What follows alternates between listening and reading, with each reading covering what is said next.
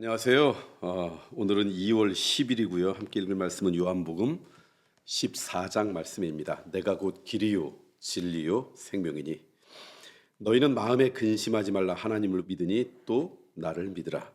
내 아버지 집에 거할 곳이 많도다. 그렇지 않으면 너희에게 일렀으리라. 내가 너희를 위하여 거처를 예비하러 가노니 가서 너희를 위하여 거처를 예비하면 내가 다시 와서 너희를 내게로 영접하여 나 있는 곳에 너희도 있게 하리라. 내가 어디로 가는지 그 길을 너희가 아느니라. 도마가 이르되 주여 주께서 어디로 가든지 우리가 알지 못하거늘 그 길을 어찌 알겠사옵나이까. 예수께서 이르시되 내가 곧 길이요 진리요 생명이니 나로 말미암지 않고는 아버지께로 올 자가 없느니라. 너희가 나를 알았더라면 내 아버지도 알았으리로다. 이제부터는 너희가 그를 알았고 또 보았느니라. 빌립이 이르되 주여 아버지를 우리에게 보여주옵소서. 그리하면 족하겠나이다. 예수께서 이르시되 빌립아 내가 이렇게 오래 너희와 함께 있으되 내가 나를 알지 못하느냐. 나를 본 자는 아버지를 보았거늘 어찌하여 아버지를 보이라 하느냐. 내가 아버지 안에 거하고 아버지는 내 안에 계신 것을 내가 믿지 아니하느냐. 내가 너희에게 이르는 말은 스스로 하는 것이 아니라 아버지께서 내 안에 계셔서 그의 일을 하시는 것이라. 내가 아버지 안에 거하고 아버지께서 내 안에 계심을 믿으라. 그렇지 못하겠거든 행하는 그 일로 말미암아 나를 믿으라. 내가 진실로 진실로 너에게 이르노니 나를 믿는 자는 내가 하는 일을 그도 할 것이요 또한 그보다 큰 일을 하리니 이는 내가 아버지께로 감이라. 너희가 내 이름으로 무엇을 구하든지 내가 행하리니 이는 아버지로 하여금 아들로 말미암아 영광을 받으시게 하려 함이라. 내 이름으로 무엇이든지 내게 구하면 내가 행하리라. 너희가 나를 사랑하면 나의 계명을 지키라. 내가 아버지께 구하겠으니 그가 또 다른 보혜사를 너희에게 주사 영원토록 너희와 함께 있게 하리니 그는 진리의 영이라. 세상은 능히 그를 받지 못하나니 이는 그를 보지도 못하고 알지도 못함이라. 그러나 너희는 그를 아나니 그는 너희와 함께 거하심이요 또 너희 속에 계시겠음이라. 내가 너희를 고와 같이 버려두지 아니하고 너희에게로 오리라. 조금 있으면 세상은 다시 나를 보지 못할 것이되 너희는 나를 보리니 이는 내가 살아있고 너희도 살아있겠음이라.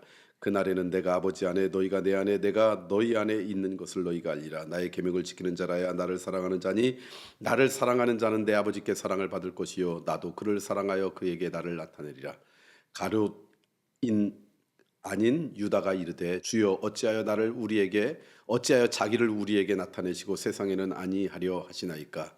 예수께서 대답하여 이르시되 사람이 나를 사랑하면 내 말을 지키리니 내 아버지께서 그를 사랑하실 것이요 우리가 그에게 가서 거처를 그와 함께 하리라. 나를 사랑하지 아니하는 자는 내 말을 지키지 아니하나니 너희가 듣는 말은 내 말이 아니요 나를 보내신 아버지의 말씀이니라. 보혜사 내가 아직 너희와 함께 있어서 이 말을 너희에게 하였거니와 보혜사 곧 아버지께서 내 이름으로 보내실 성령 그가 너희에게 모든 것을 가르치고 내가 너희에게 말한 모든 것을 생각나게 하리라. 평안을 너희에게 끼치노니 곧 나의 평안을 너희에게 주노라. 내가 너희에게 주는 것은 세상이 주는 것과 같지 아니하니라. 너희는 마음에 근심하지도 말고 두려워하지도 말라. 내가 갔다가 너희에게로 온다는 말을 너희가 들었나니 나를 사랑하였더라면 내가 아버지께로 감을 기뻐하였으리라. 아버지는 나보다 크심이라. 이제 일이 일어나기 전에 너희에게 말한 것은 일이 일어날 때 너희로 믿게 하려 함이라. 이후에는 내가 너희와 말을 많이 하지 아니하리니 이 세상에 임금이 오겠음이라.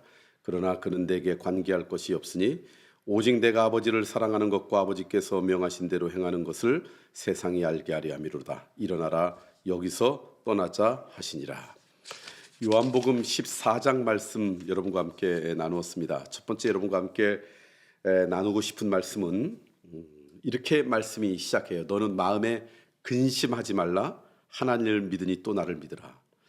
그러니까 우리가 이 땅 가운데 살아가면서 마음에 근심이 없을 수 없잖아요. 늘 근심이 찾아오잖아요. 근심이라는 게 염려와 불안과 어떤 두려움과 어떤 혼돈과 그런 것들이 늘 우리 가운데 찾아옵니다. 근데 그거 하지 말래요. 그러면서 뭐라고 말씀을 바로 하냐면 하나님을 믿으니 또 나를 믿으라. 그러니까 이 예수님의 말씀 뭐냐면 우리의 근심과 하나님을 향한 예수님을 향한 믿음은요 대칭점에 있는 거예요. 시소처럼.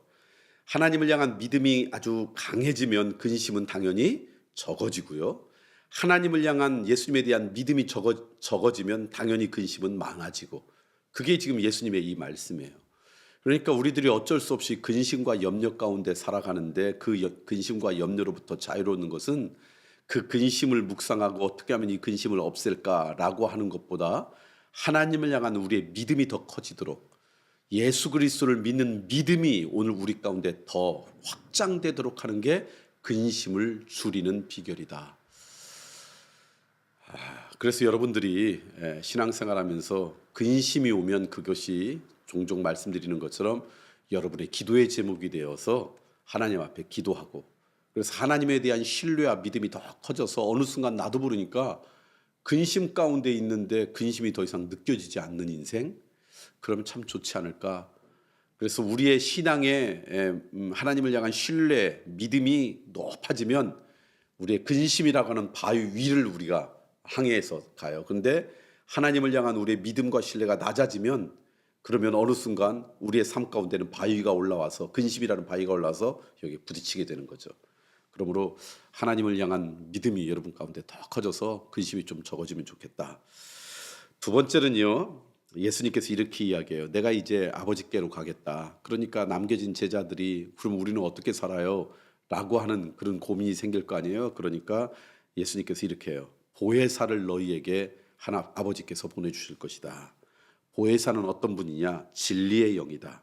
그래서 우리를 고와 같이 버려두지 않으려고 보혜사가 이 땅 가운데 오실 것이다. 그 보혜사를 뭐라고 하냐면 성령님이라고 이야기해요.